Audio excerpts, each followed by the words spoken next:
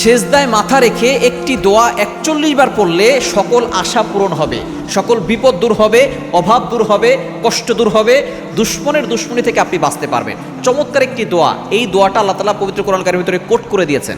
আল্লাহ পাক রব্বুল আলামিন এই কোরআনের ভিতরে সব কিছু দিয়ে দিয়েছেন। হযরত ইব্রাহিম আলাইহিস সালাম যখন কঠিন বিপদে পড়েছিলেন তখন এই বাক্যটা পড়েছিলেন।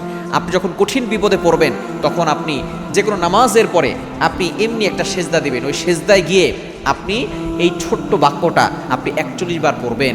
আপনি সেজদা দেওয়ার আগে দুরূদ শরীফ 3 বার পড়ে নেবেন। আপনি সেজদা থেকে উঠে আবারও 3 বার দুরূদ শরীফ পড়ে আপনি আল্লাহর কাছে দোয়া করবেন।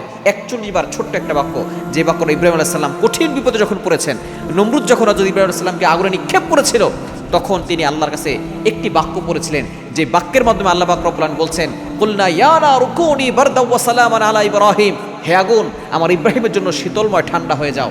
আগুন মানুষকে জ্বালিয়ে দেয়, পুড়িয়ে দেয়, ছারখার করে দেয়, ইব্রাহিম আলাইহিস সালামের একটা পশমও সে জ্বালাতে পারে না। সুতরাং সেই বাক্যটা কি? 4 নম্বর পারার 11 নম্বর পৃষ্ঠার 15 নম্বর লাইন, সূরা আল ইমরানের 173 নম্বর আয়াত, হাসবুনাল্লাহু ওয়া নি'মাল ওয়াকিল।